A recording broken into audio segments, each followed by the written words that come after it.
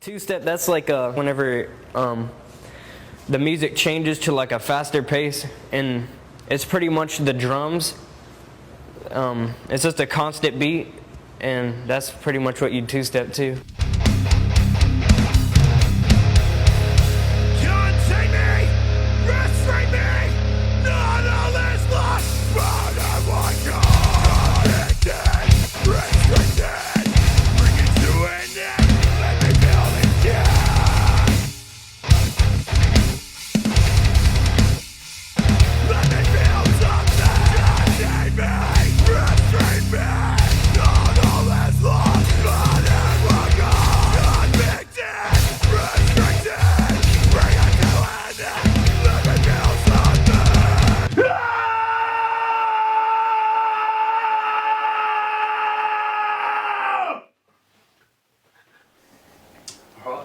I don't even know where to begin. Like fucking podcast. Alright, so yeah, here to talk about the making of Worlds Collide.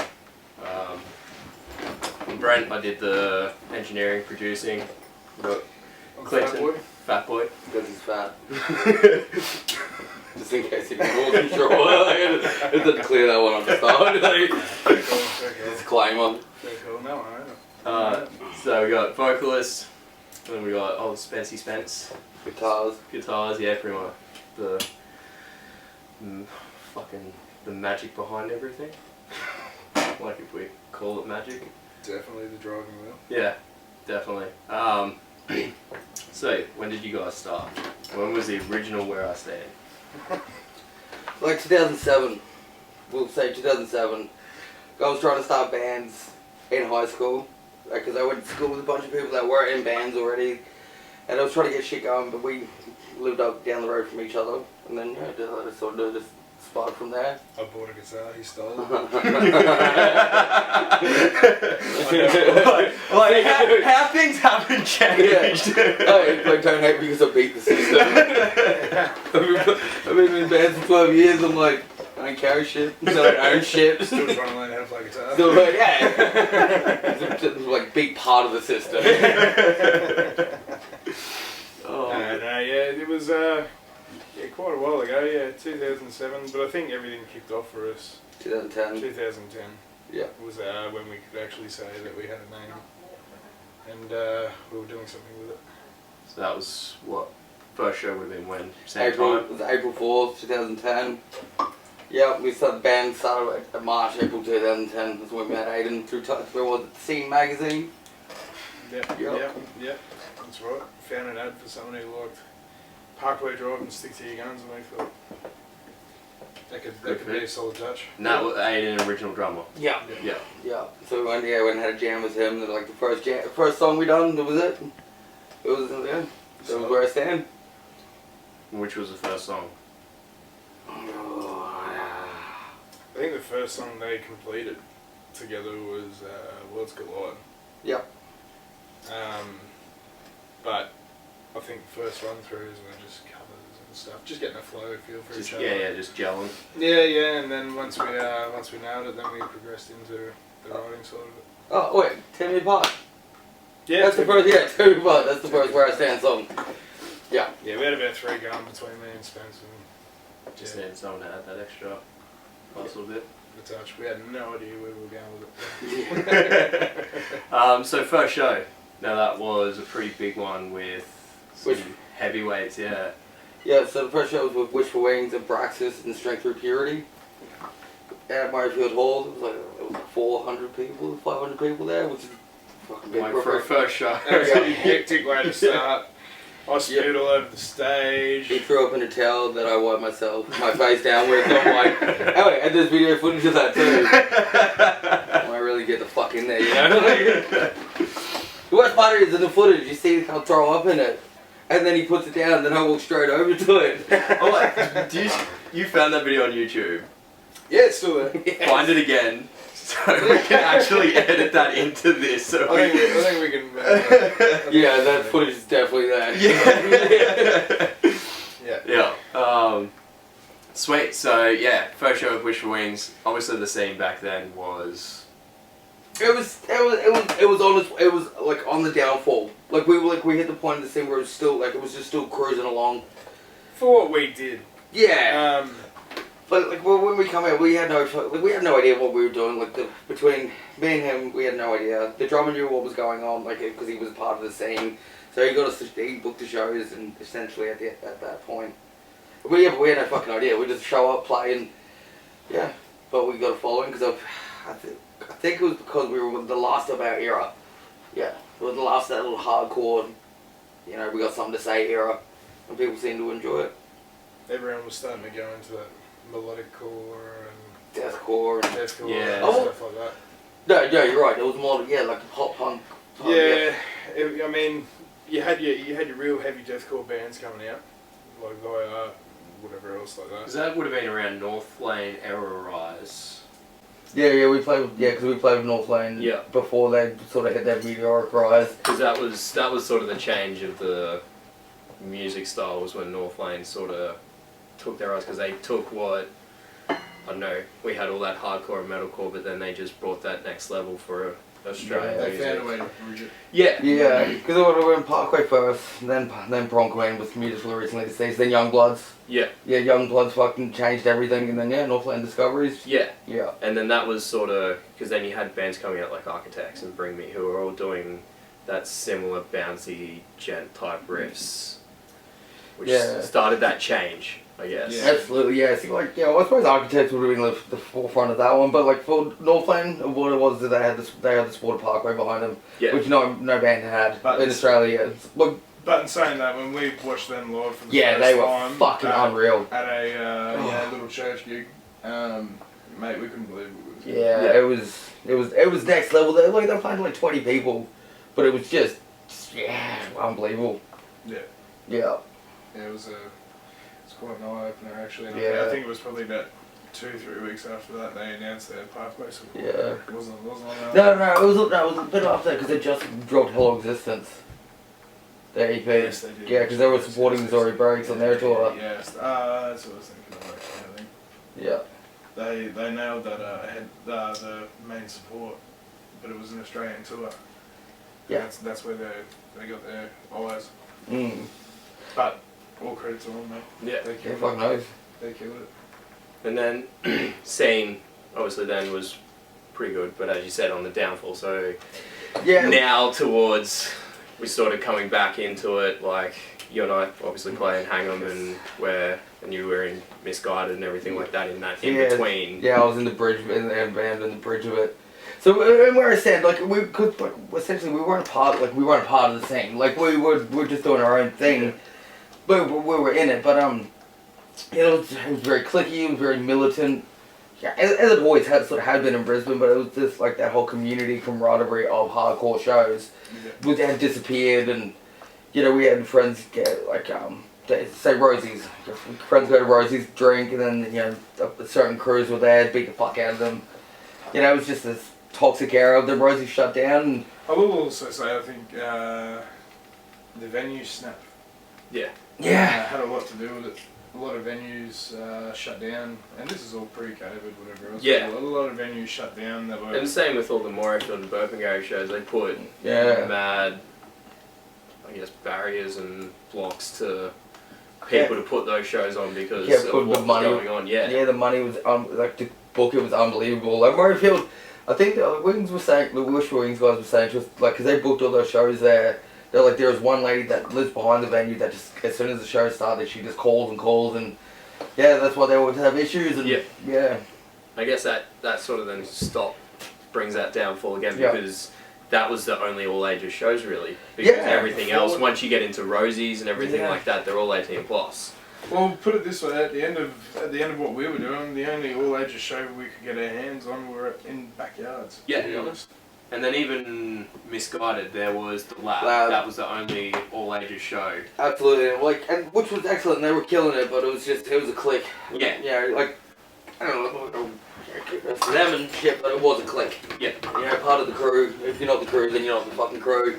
And that's what and that to me was the end of all ages shows. Not them themselves, but the technology progressed and no one needed to go to shows anymore. Yeah. But I guess if I mean, I guess if you always had those all-ages shows, it might have kept that scene rolling, like, because you got to think when we all went, we got to experience it before we heard the music. Yeah. And that's what we all say now. We like to hear a band and then go and listen to their stuff because you just get a different feeling and then you get a better understanding of what they're putting out. Absolutely. Yeah, I think actually, like, I suppose when I was getting into hardcore, it was like, the myth of the band was everything. Like, have you heard of this fucking band? They have this EP, and then all of a sudden you spend months trying to find that EP. Yeah. And then, friends would go, travel trains and an hour to go to shows and shit, and it was interesting, and, yeah. But I think that had a big downfall with the scene in the end. Yeah. It was definitely the venues shutting down one by one. Yeah. Yeah, promoters disappearing one by one, like, it went from, like, a bunch of promoters to fucking 2 promoters. Yeah. Yeah. And then, as always, all my favourites come in, segregation. I'm like, and I'll use the word segregation. It went from being, we all, like, everyone can play these shows to you play those shows and we play these shows. Yeah. Yeah. And like, we experienced it with Misguided. Yeah, like, fuck yeah, we did. Yeah. Even though, like, I sort of joined towards the end of it, but conversation we've had where it's like, Misguided was good and everyone was sort of wanting to see, but there was that clique of those bands that were at the lab and all that were and taking all that, and they're like, oh no, these are the good bands, all because their mate was a promoter. Exactly, yeah. So it was that segregation of like, oh yeah, these bands are this bands, but because my mate's a promoter, these bands are good, and that's where everyone listened to. Yeah, so it's like they pull crowds. It's like it's because the same people come to see them. Yeah. But it's got to be essentially not being the best, but it's like we worked very hard, but it was very evident that we were outside that crew. Yeah. But it's what it is, and but thankfully now the way the scene is rolled and the way Brisbane's rolling, it's cycled back into what a very tight knit. Yeah, it's a dim light to what it was, but it's fucking the light's still there, and it's beautiful to see, and like I think definitely COVID helped. Yeah. Helped bring the music scene back because everything got closed down, so we all had nothing for so long that now that it's finally back, everyone's kind of excited for that. Any form of live music, because even big bands, they're kind of coming back, but there's still no mega tours. Yeah. You got to think about when we were growing up, I know when I started listening to metal, it was a matter of 2 or 3 weeks and I was into it. Yeah. So, during COVID, you would have had all these kids or, even adults, whoever, hearing music for the first time, but no chance to go experience it. Yeah. I think it's... Oh, sorry, go okay. I don't know, it's just, I think that, that's going to be a thriving point for what is to come in Brisbane. I think another thing that helps too is like everyone's sick of fucking having a shit time. Yeah. And now music is something that you celebrate, so all these people coming out to shows to have a good time. Yeah. And then and the energy and the feel, the vibe of it is that, you can feel that, Even the bands these days now, like there isn't, like again, COVID helped get rid of the bands of people that were just in bands because just for the sake of. Just for the sake of. Whereas now you have got the bands who push through COVID and everything like that, so you're actually getting shows where all the bands that go together are friends. Yeah. So all the bands that go together want to fucking be there. So they become friends. And there's no issue with any of that. But yeah, scene definitely now I feels picking up from what it was. Oh yeah, when the shows are our new band is fucking they're doing them like it's amazing. Yeah. It's like essentially like it's even better than what it was in where I stand, like it was a hit and miss, but like this time it's nearly hit every time. Like it doesn't matter the size of the crowd, it's just hit every time. It's quality. Yep. It's always people coming to watch. Yeah, that's it, and people there to be involved and Alright, now aside from the fact that we're doing this as part of my project to re-record your EP, the reasons behind wanting to re-record it and rewrite your lyrics compared to what you've got finished the first time. You want to start? I think we've got a couple of different reviews on this one, but yeah. Because what we got when we first started, so we done a 3-track demo with the person we first recorded with, and it kind of fucking awesome. Like, we got it back the same day, I think. We went and got it back, and it still sounded amazing, so we went back and done the EP, and it sounded great until we got it back. And I think within like a minute and a half of leaving his house, that's where we're like, we need to re-record it, and 12 years later, here we are. Yeah, instantly, we were like, we want this part. And then, in the song, just before the breakdown, it gets to that part, the music completely cuts out. And then he just does whatever he wants to do. Yeah, done whatever he wanted to do, but... It basically just didn't take what you guys wanted to Yeah. basically. Yeah, that... Basically, the way he was steering us in what we were trying to achieve just didn't eventuate in what we were trying to achieve. And for me it was a bit different. I felt like I was stoked on it. I mean, hearing my music back on an EP for the first time was a bit, was a bit good, Yeah. But it was a case of Oh my god. sorry. I've already done it. But yeah, no, it was a case of, I was stoked listening to it for a good couple of months. Yeah. And until, I got comfortable with it, and then I started picking it apart, and just it ended up, ended up being something that I wasn't entirely proud of. And, music's a big thing for me. Yeah. So re-recording it was definitely something on the cards. It had to be a matter of time and, when it was going to work and. Yeah, it was a matter of time, but it was really a question of will it ever happen too. Yeah, for a long time, because it's like the desire was always there, but it was never, like I think for me, wasn't actually going to happen. Yeah. No, but I mean, it was good for us to what we achieved off those 6 songs. Yeah. Mm-hmm. And in saying that, I don't even think we achieved it off those 6 songs. No, I think we achieved it off our live performance. Because we didn't like we put the CD out there, but we didn't know what it was to push it or promote it. Yeah. I think we didn't even fucking print it. I think we had a couple burnt copies. We had burnt copies, that we cut out the paper and shit ourselves. Put that case together. Yep.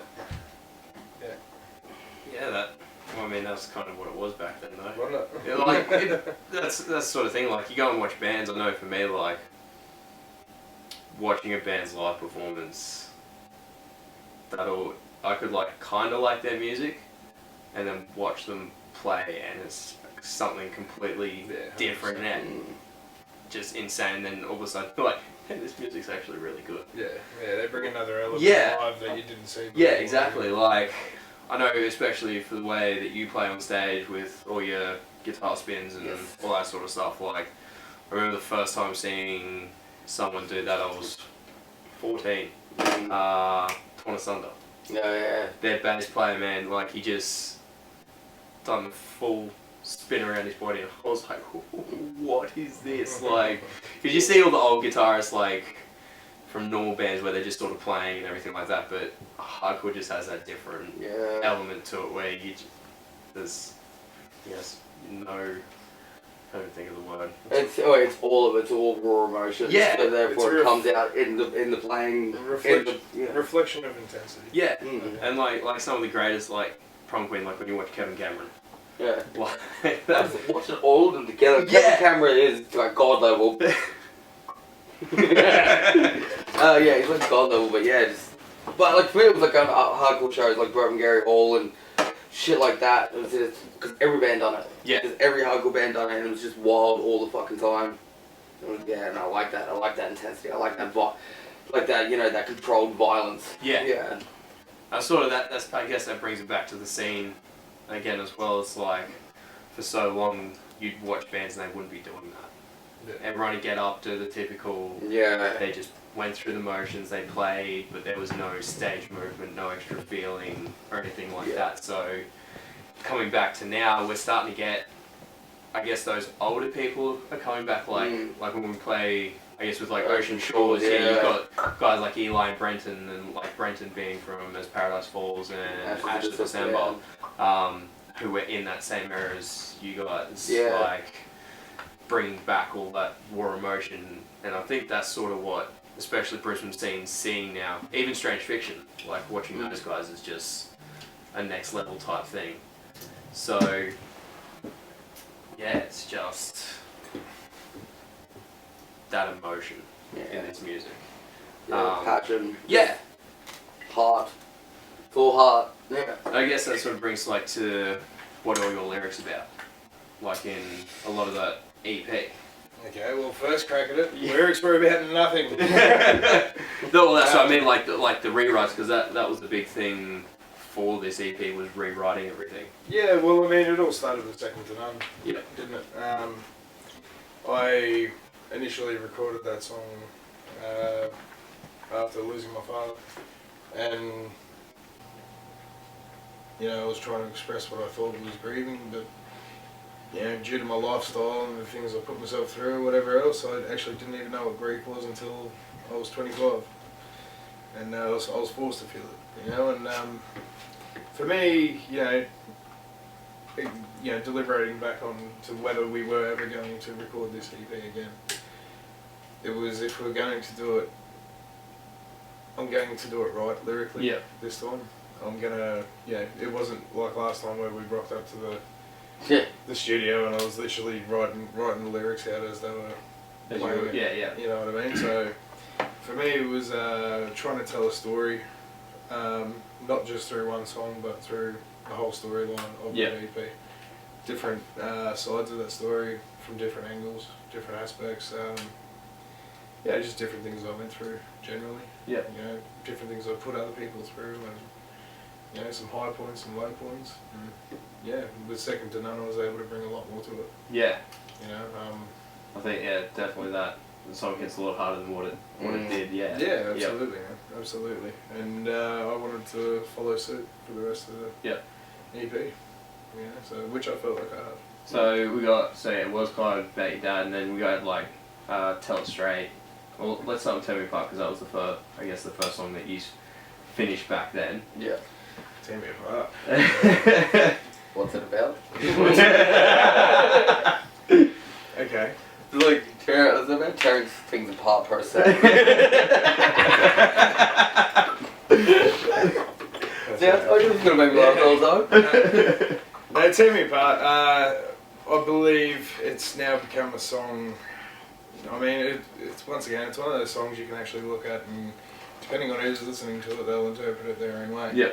But for me personally, it was about the struggle of Breaking a bond kind of thing. Yeah, breaking a bond, but also trying to deal with that and other problems in my life by masking it with substance and abuse, and you know, me realising that that's not a way out.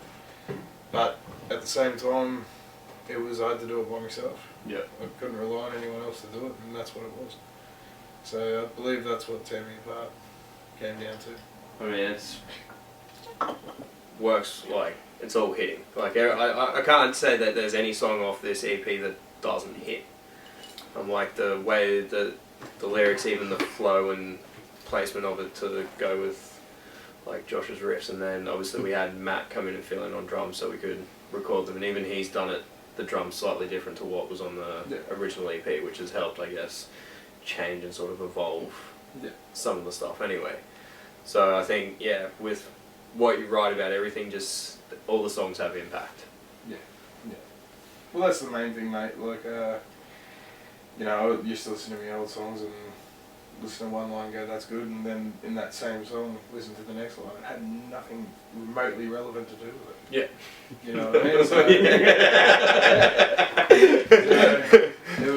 it was a case of me being able to tell a story and being able to work out how to do that. I mean, I guess that kind of the change in being, like, growing as a musician as well. Like, what back 2009 would have been early 20s, 18, 19? I think, 2019. 19, Yeah. Maths. Yuck. No one's strong suit. But yeah, so other big changes, because there wasn't much musically. No, aside from a couple little things that we added, like when Worlds Collide, like that. The infamous difference in lead. Even though we thought about re-recording it for 12 years, I didn't plan for shit. We're recording, I'm like, recording what? But yeah, no, we covered it. It's just recording it better. Just recording it stronger. Yeah. I guess, we had someone good to work with when we recorded our EP. Yeah. So I've been able to take some of what we've done there to implement here, especially with the guitar tones and how we track guitars. Because as we found out from past times we recorded stuff that if that's not good, nothing's good. Well, we realised that halfway through recording the guitars this time. Look, I'm pretty sure I commented on them again. Better tone, but change of tone, Yeah, no, you're right. So the vocals did change. Yeah. A bit for me. More confidence, I guess, in my voice. Yep. Even though I haven't had to use it for quite a while. I wanted to bring something different to the table. Yeah. I wasn't happy with substandard what I was doing. And I thought, well, if I'm going to go as far as changing the whole structure of how I write the lyrics and how I place the lyrics within these same songs, Yeah. then I need to change my approach to those songs as well. I think we'll definitely see it when we do it. Like those big long R's had you grasping for air. Worst look where I ever come. That was good. it was good. Yeah, no.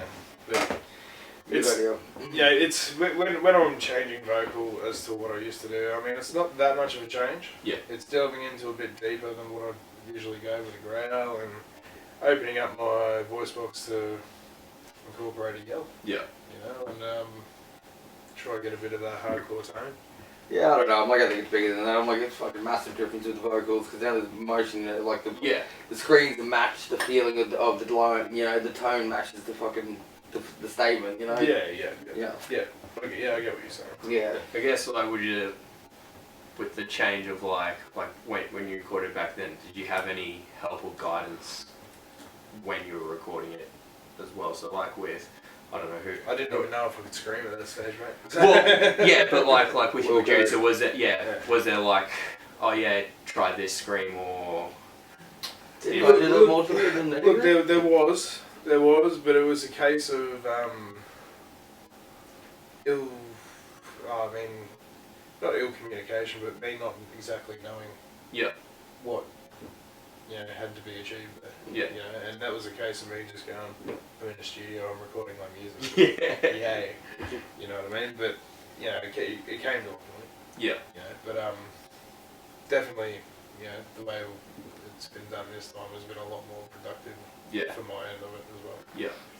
Yeah, I think especially being a vocalist as well, we're able to have those ideas of alright, let's take it high here or all of that. Yeah. Especially once we figured out your different vocal styles, where you had your hardcore voice and then you had those lows, and then we brought in some of those highs, being able to create that emotion flow through certain sections of songs by switching between the three.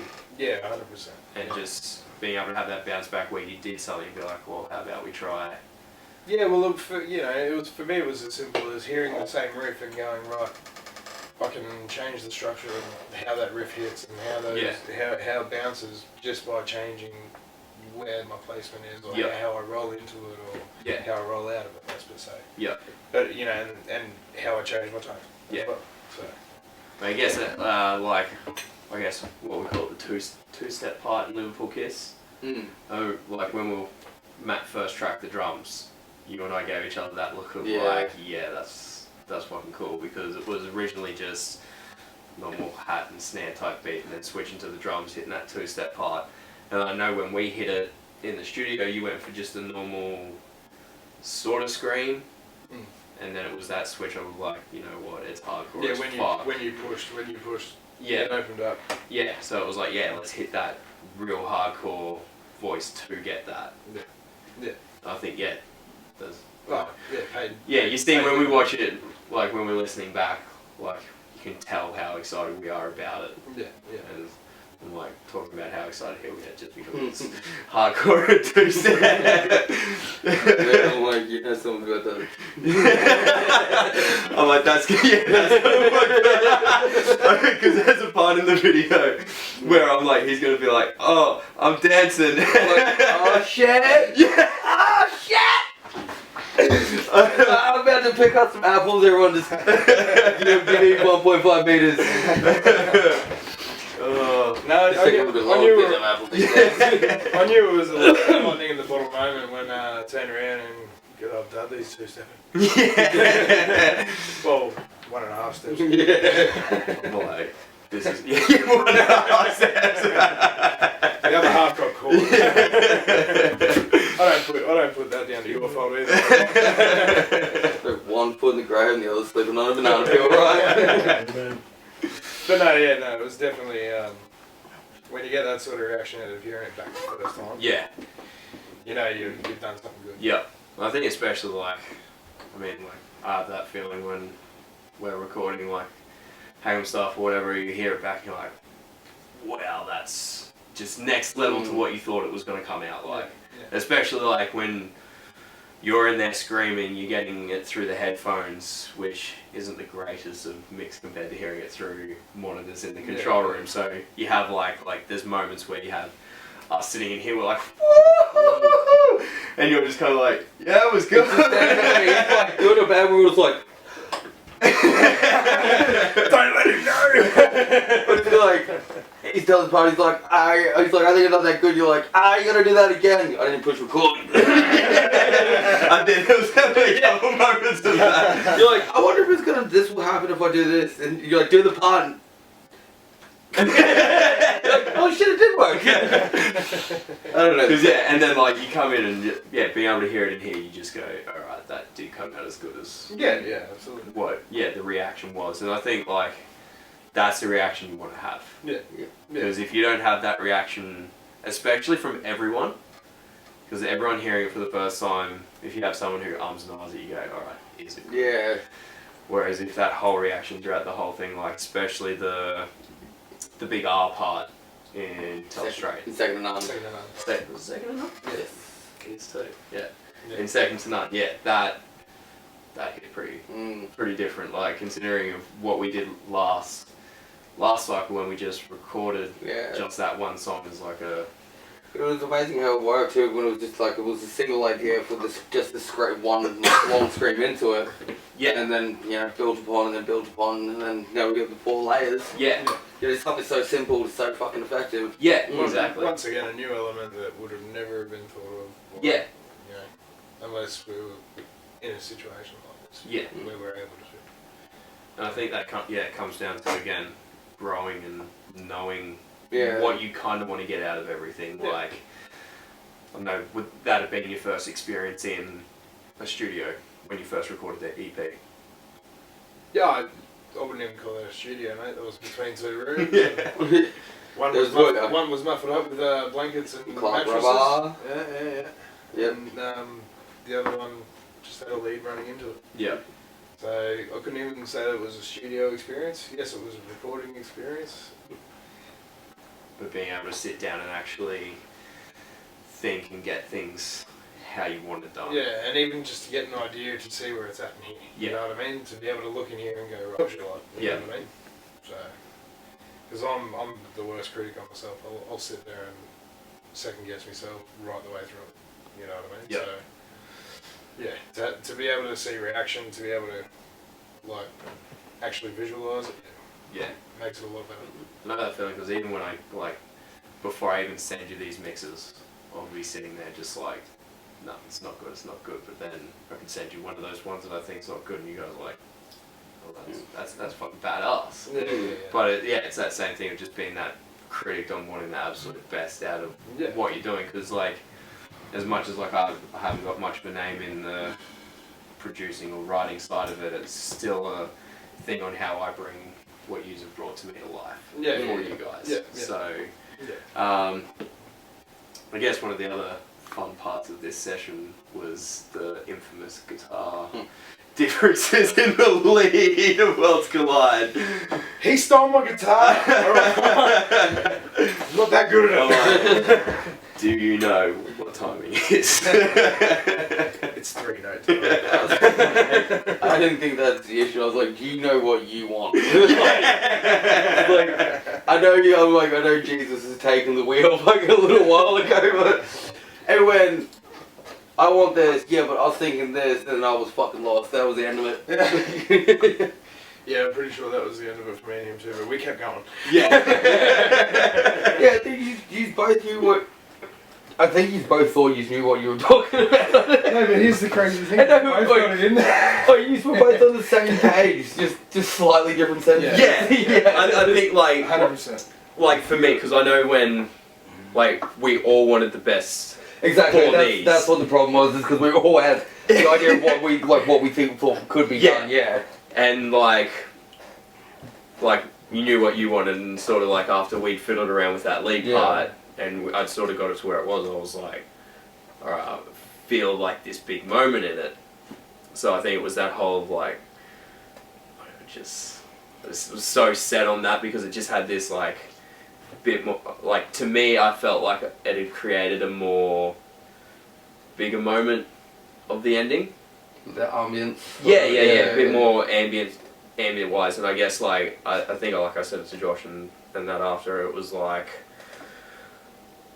I wasn't so much thinking of in the recording and everything side here, it was literally I was thinking of when I was mixing and everything at the end, so like I knew what I was going to sound like. Yeah. So that's sort of where I was coming from, whereas I knew like, and in that moment you were like, this is the moment for you, like right here, like what you're hearing, rather than like that finish. I had that finished idea. But in saying that, like this, I don't think whichever way it went, it's going to end up being bomb. Like mixing it now, I'm like, this is absolutely. I don't think either of us were wrong. No. No, see an idea through, see the idea out. Yeah. That's just me and you. But then getting lost in translation. Fucking lost in translation.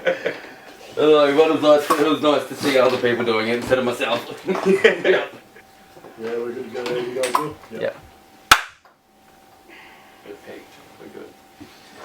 Alright, so back after our little break. So finished off talking about the guitar leads, bass parts. What a... So apparently... I dropped this on old Spencer as we were walking out. It's like, thank God I'm an understanding human being. So I don't know where the hell much I fucking knew I fucked the part up. I recorded him and he's like, yeah, you good, you go. And even I was like, okay. So bass day, we came in, things were running pretty hot for the first few tracks, nailing them, and then the last few we sort of had a bit of a fade. I just like hit 30 halfway through and then it went downhill from there. As we all know, 30 is the downhill age. It's the time to relax and shit, yeah.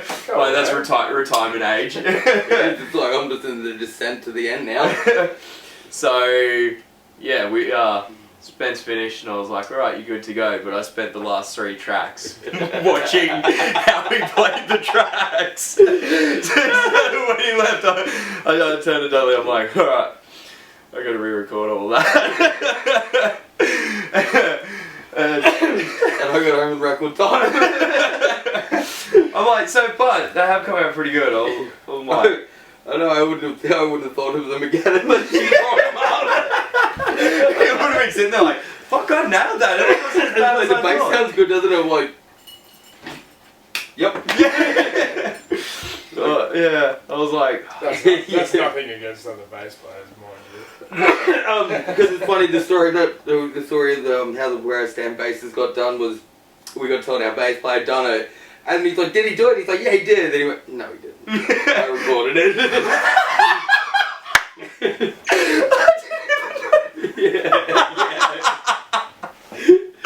oh, it's Yeah, incredible. we So did. it's kind of happened again. Yeah, we Foo Fighted him. That's amazing. Yeah, it's amazing how things change over time, eh? I mean, it kind of happened with Hang'em stuff as well. Yeah. We went in for Cry Wolf, and I think you started doing the bass, and then I ended up recording the bass. But then we went in to re-record Guitar everything. even worse. We I couldn't even play the first fucking chord. I couldn't even play the first it went, and he's like, stop. Yeah, so that was... So, and then, yeah, I don't think any of us, apart from Matt and me doing the vocals, played anything on our own song. It was all our producer. And he was like, you put it together, and I'm like, oh, well, credits. He's like, it's still your song. And I'm like, it sounds way better than one of my songs. Like, for record, it was all about how we played some of the riffs. Yeah. There was something about... Yeah. And this is, like, the same deal when you record anything. There's something in the way of the feel of the way someone plays something. Absolutely. And, like, because when we first went in to do it, we built that song. Yeah. Yeah, the song was built in the studio, and it's like, thank God that's the way we've done it too. And, I mean, it comes into the thing of, like, even when we were doing Tell It Straight, when I took over for that really... for the chugs. Yeah, and it was like there was an evident telltale of switching from your hand to my hand within that song, so we had to go back and record it so you played it. Yeah, a riff I wrote 10 years ago that just fucking destroys me now. It's like taking a knee halfway through sex now. It's like, but that is trying to run the clock out of it. But that is because we did speed it up as well. Yeah, it was faster than what it was. I think a lot of the songs are faster than what they were. They're at least 20-30 BPM quicker. Yeah. Because that was one of the big changes we actually wanted it from the start. Like, as soon as you hear it back, it's like, why is that so slow? Yeah. Because we wrote a slow band live. Yeah. Especially Tell It Straight. Yeah. Like, Tell It Straight needs to be at that fast pace that we got it at. Yeah, it's got to be that clap pace. Yeah. Yeah. And then, what else did we have that was... Second to None? Yes, Second to None. There was parts in that was slower that were like, we need to speed that up. Yeah, actually, that song didn't change anything, like, riff-wise, but a lot of the tempos changed. Yeah. Yeah. Like, the end was different. Like, the end used to be, say, 165, or, say, 120, and the start was, like, 105 or whatever, and then we made 145, 145, Yeah. so come in and come out the same way. Oh, same speed. But it worked really well. Yeah. But even the change, like, because Matt changed up the end of... It was Tear Me Apart that we had to go back through and redo as well. Because he changed that kick, so it was like... Da-da-da-da-da. Yeah. It had that slight little And gallop. and the deleted which I don't know how I didn't notice. I think we've actually got a good compilation of you fucking that up that whole time. So it's just you being like, boom, no, again.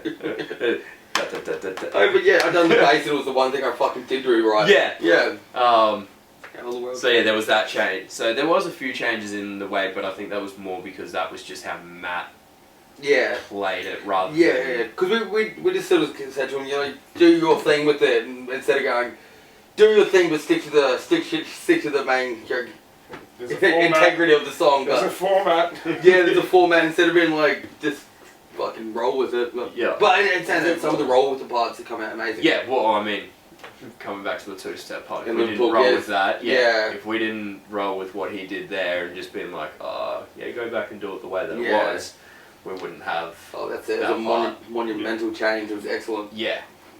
Alright, the tough part. Breakup. I'm like, well, there was a piece of shit in the band. I'm like, and I see where I went wrong when I was the piece of shit. It was definitely me. It was me and him the whole time, and then we just had so many lineup changes, and the last lineup we had were just yes man basically. Like, I had desires to do an album and artwork and all these things, but I was a piece of shit because I just kept pushing for it instead of listening to what the rest of the band wanted. Listening to what the main person I should have been asking what they wanted. No, what it was, like you always were asking me, but what it was, from my perspective, so it was a compilation of things. Like, we're best mates for a very long time. We fell out. Yeah, we fell out. That was over a number of contributing things, but I think the nail in the coffin for us was when you were pushing for the album, whatever else, and then the band had agreed with you that they were bringing money to put a deposit on the recording, and I rocked up to the jam session and I had no idea, but they were also agreeing with me, away from you, that they weren't ready to go into the studio. I already said I think what the boiling point was, because I'm like, I I think it was about 8 minutes after that there was no band anymore. Exactly. Yeah, like, so basically, like 12:01, I'm like, this is what's gonna happen when FatBoy walks in. We're gonna do this, and the other guy's like, yeah, we're on your back. And then FatBoy walks in. I say my piece. FatBoy goes, well, no. And then the other guys go, yeah, but actually no. And they just they jump ship like instantly. Yeah. Yep. And that's gonna cause a rift. Yeah. Yeah. And at that stage, it wasn't the first time that, like, not that intense, but it wasn't the first time shit like that had gone down. And when it comes to the point of, like, I love my music, but I also love my mate. Yeah. So I'm not going to lose my mate over what it was. I know we did have a distance there for a bit, but... Yeah, see, I'm like, yeah, see, I just let that shit, like, consume me. So I'm like, I did lose a friend over it. I'm like, instead of talking, I got fucking ego, I got egotistical, and... look, we're both one. Doesn't matter. Yeah. But, Oh, and it was like for the But it's also- fucking best though. but it's also a very big part of where we're at now with it. Yeah, exactly. See, that downtime we didn't have that downtime without each other. Yeah, sparked that, reignited that fucking flame, you know? Yeah. Coming back to it, and well, we had that first jam, we were in your living room again. You know, brought the guitar over and the amp, and it was fucking just like clockwork. Yeah. Yeah, it was nice. Straight That was a to nice the- feeling. Yeah. Yeah, it was good. It was good. But the breakup, yeah, it was it really was a big point. Yep. Mm. It was, especially where I stand. But yeah, there wasn't a show played after that. Yeah. Yeah. So, you know, but yeah, when you've got 5 contributing factors Yeah. that are all contributing different things, and Mm. comprehending one thing and then going against it in the next instance, you know what I mean? It doesn't go good. No. You know? I'm pretty sure there's some times that even we've spoken about it where we're like, yeah, be in a band, it's fun. It's hard enough to get 2 people to agree, let alone trying to get 5 on the same page. Yeah. So it is a hard thing. Like, Yeah. It's so so, many like- people say it, like a band is a dysfunctional family. Oh, it is, but like in all things, like there does have to be a leader. But unfortunately, unfortunately, like I did try to be the leader at that time, but I went too far overboard with it. Yeah. And I tried to be I ended up being a dictator. Yep. Yeah. So. Yeah. So then that's one of the factors, and then the members and the downfall of friendship, and I think the bad stick, like just the hard time we had like in the last year or two of being a band. Yeah, we had this like meteoric fucking rise in the first 9 months as a local band, like, but we done really well. Played with a lot of big bands, and we were on our way, and then just stupid little things brought us down. Yep. I won't go into them, but they were fucking stupid. You know what I mean? Like it was Facebook comment shit. But unfortunately, just someone made a comment, and it was not good. Yep. So yeah, we dealt with that fallout for a long time, and then by the end of it, it was just I think we were just burnt out. Yeah. We're done. Yeah. Yep. Yeah. Yeah. It allowed a lot more room, I guess, in the essence of what we do now. Yeah. Yeah. You know what I So mean? yeah, coming into it now, it's all every idea is welcome instead of being welcomed but dismissed. Yeah. Yeah. Then they're not they will be dismissed after the fact of hearing them. Yeah, that's it. It's the world's and oysters now. I'm like, Yeah, aside and we from got like, time. I'm like, you haven't really been to band since where I stand. I haven't. I'm like, whereas Where you've are they had- going? Yeah, you had what Misguided followed straight after. Yeah, immediately after, and then like you were in like Trinitide, Straight Jacket, Yeah. all that sort of stuff, and now Hang 'em. All of that process was that like being able to come to where you are now, because I know you've always been the one person who writes everything, sort of the decision making of all your bands, but whereas now there's sort of more. It was good. Like where I stand was a good, like was like the intro to into the world, and then Misguided was like learning to walk and falling a lot, and then Hang 'em High was just like, fuck it, I'm walking now. Yeah. And it's like, and I'm happy to walk. Yeah. So it was just realizing how much I enjoyed walking, and you know what I mean, like. But yeah, so Hang 'em High was just all those years of, I don't know. Yeah, like it was like Hang 'em High is just there, like the accumulation of the love of everything. Yeah. Like without all the bullshit that followed prior. Yeah. Yeah. Well, I feel it is. Like, we've still got those same issues, but, we know how to deal with them you know, and we don't let ego Yeah. or Well, disdain or anything get in the way of suppose it. there's a maturity level there as well of There is some part of it, yes.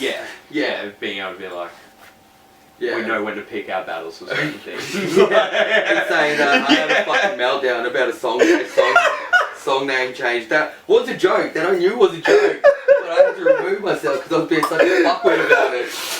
I couldn't let it go. I'm like, alright, so we are talking about where I stand, but we will delve into this just for the pure fact of what it's like to deal with me and I'm at my best now. Hang on. We're in the segment of the breakup. What's coming? So when Go time to charm. Spencer and I are in a band, Hang 'em Higher, we went in to record our EP, and we had actually spoken about when he was recording the Misguided EP, where the producer Troy would be like, oh, this idea, or change this name, or something like that, and other members of the band would just instantly jump straight on board with it and be like, oh yeah, that's great, and would just do it. It could be like, I hate the colour magenta, it's the worst, and the producer would be like, magenta's actually really in right now. They're like, I've always fucking said that. I've always said magenta was in, but just no one listened, right? And so we'd spoken about it, and we had a name for one of our songs, Slapshot Regatta. This is a name that he was just set on. We were all set on, like, it was the song name, like, regardless. So when Misguided broke out, the first song I wrote for Hang 'em High was Slapshot Regatta. I'm like, that's my little, that's my song. Yeah. You know, that's So, the song coming back. He's like, that's what we're keeping the name. Anyway, our producer, I can't remember what he wanted the name to be, but he said it, and we were just like, I turned around and I'm like, that's actually a pretty cool idea. Not for the fact of jumping on board with it or anything, it was just a cool idea. That's about this time I'm like hype level 7. He's like, the name's not changing. So, knowing how much more we could rile him up, the producer and I just flowed with, no, this is what it should be, like, this is what the idea's going to be, to the point that he had to exit the room. Yeah, Because he was being a little bit. I'm gonna take my girl and badmouth them like these fucking pieces of shit. Even though I still knew I was wrong. Being in a band. Yeah, exactly, being in a fucking band. Like, But it's exactly the same like scenario as what we were just delving into before. It'd be, this is the way it is, and then all of a sudden an external influence comes in and goes, nah, this is what I'm thinking, and then all of a sudden Instantly changes, emotion change. That's being in a band. it is, but I think now as well, like, we all know there is, having that outside opinion does help and make a massive difference. Yeah. Like we've learned from Merca, the importance of a good producer, and what just a producer can bring. hearing everyone's idea, whether it's the smallest or the biggest idea, hearing everything out and just hearing it to go, oh, that does work. Whereas, like, I know for a long time you were, because you were the songwriter, you had your riff and you're like, no, that's the fucking riff. Like, I don't want to hear it. Any variation, I don't want to hear any difference. This is what it is. I wrote it and I just played it for 6 months and then I gave it to you. It's like, this is the new song. It's like, what about changing this? It's like, well, that doesn't really work with what I've sort of like got down, you know? It's like what I've programmed into myself. Yeah. It wouldn't sound like that. It would be more like, fuck off. Like, this hand doesn't move like that at this time. Or like, then I started realizing it was like, maybe we should change it to this. And I'd be like, fuck you. Then in my head I'd be like, I can't do that. That was a pure method of madness. But no, like, where I stand, I was pretty bad at that. You know, I was pretty, dictator, but I feel like, sometimes it worked out. Yeah. Yeah, sometimes it definitely worked out, And where I started, we always pushed for a sound. Yeah. That's the thing, we always pushed for a sound. Especially, we were more adamant of what we were going for in where I stand, just because we were like, it's us. Yeah. Yeah, there was no, we need to be this kind of style of band or anything. It was just like, fuck it, this is who we are. We are where I stand. Yeah. Which is another big thing on re-recording. Yeah. Yeah. Because, what we had down just didn't reflect what we were about and what we did live. Yeah, exactly. Yeah.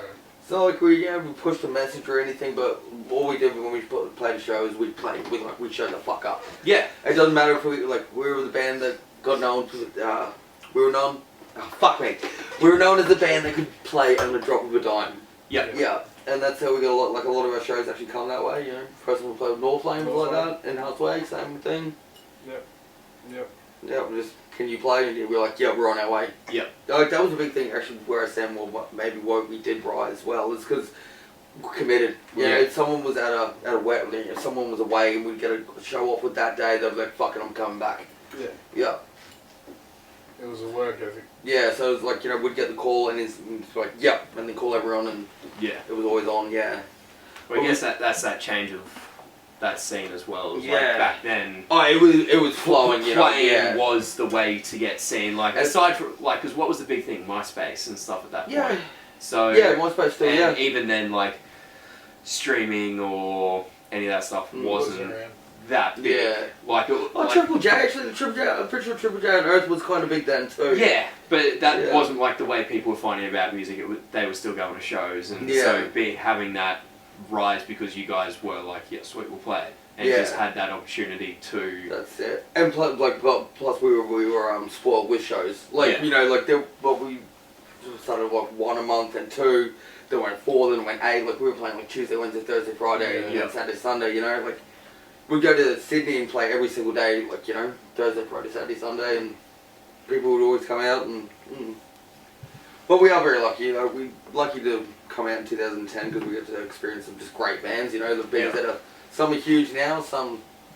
You know, still kicking. Some still kicking, some are lost in the past, but, you know, the fucking part, a beautiful part of the past. Yeah, I mean, like, being able to play a show, like, especially Wish for Wings being your first show, like, those guys are...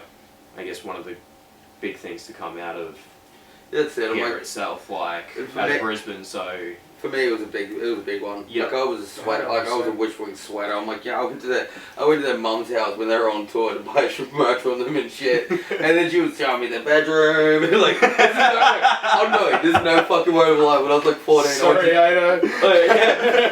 And Joey, Gillian Court, bra, right at the end of it.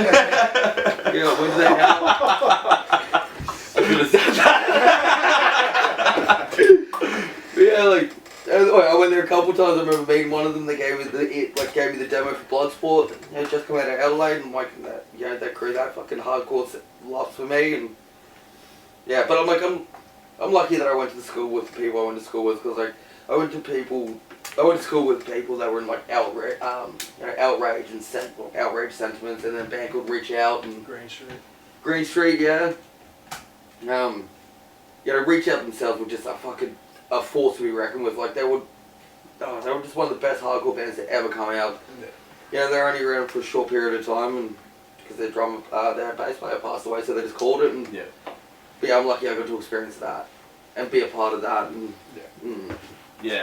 I guess in a sense, like Brisbane's hardcore scene was close to being one of the best in Australia. I reckon it was, yeah. Like, it was fucking awesome. It wasn't just the scene, man. It was a community. Yeah, that's what I mean. Like, the people, the bands, everything like that. Because when you look at everything else that's come out of Australia, like aside from Byron, where you had like 50 Lions and Parkway, Sydney, like Blacktown, you know. Like that's what I mean. Like aside from there, everywhere else was sort of pickings. Like you had Prom Queen come out of... Yeah, Prom Queen and Dave Contempt and shit were like Adelaide, you know. So Adelaide sort of started it, then sort of moved around. Yeah, I'm sure. Like Melbourne had its period, like Mindstare and all that kind of stuff. Yeah. But yeah, to the point where like just the scene in general with the bands, that was a big thing. Brisbane was massive for it. Yeah. No, it was a time. It was a time, man. Yeah, like I remember. Like, you know, leaving school and shit and going straight to Bourbon Grove Community Hall and there'd just be hundreds and hundreds of people there, eh? Like, awesome. I remember fucking finishing work on a Wednesday or something, going to the Fort, playing a show at the Fort, it was fucking packed, you know? Like, yeah, packed out, yeah, Fort was a great all-ages venue. Yep. Shout out to the Fort. Yep, the building across from Manny's in the valley. Yeah, open up again. Yeah, apparently the floor started collapsing. It's like... We just won't let 60 guns play there anymore. Yeah, that's right, it was them. That's right, or you just do what the Lions did on that Morning Tide play and just fuck that place up. Alright, so yeah, what's next? After the EP, what can we expect? Or when can we expect the EP? Look, to be honest, that's the beauty of what we're doing now. Yeah, we can We can do whatever release we it want. straight away, or we can hold on to it for a We bit. come out of nowhere last time. We can come out of nowhere again this time, and like, but at the end of the day, I'm like, you know, where I stand. Like, yeah, we write music and we gotta release it, but it's for us. Yeah. This band is for us, and it's what my playing. Wait, but what is next is playing shows. Yeah. Let's get that moment back would be nice, especially for our first love, first band. Yeah. I'd love to have that again. Yeah. It's a case of, I'm a father now, and my priorities are my kids. Yep. And I love my music, but I also love my kids. And they are provided for first. And Yeah. anything afterwards that I can fit in I'll take it. Yeah. But it's definitely something we're going to push. Yeah. It's just a case of when, how, why. Yeah. And stay tuned. Yeah. Yeah. So We've been Where I Stand. I'm Spencer. I'm FatBoy. This is Fat. I'm the engineer and producer for this, and the bass parts player. Apparently. Thank you. And hopefully find the EP on streaming platforms and You definitely will. You will. Yeah, like when we release it, you'll know. That's keep it. an eye out for Worlds Collide and Where I Stand on all social media and streaming platforms. That's it. Thanks everyone involved. Yeah. And thanks everyone for watching this. Hope you enjoy this chat with the three larrikins talking shit about how life used to be and now. Yeah. Good times. Well, let's get back to our downhill now, shall we? Oh, fuck me! Every time the chant is cool, it starts lowering.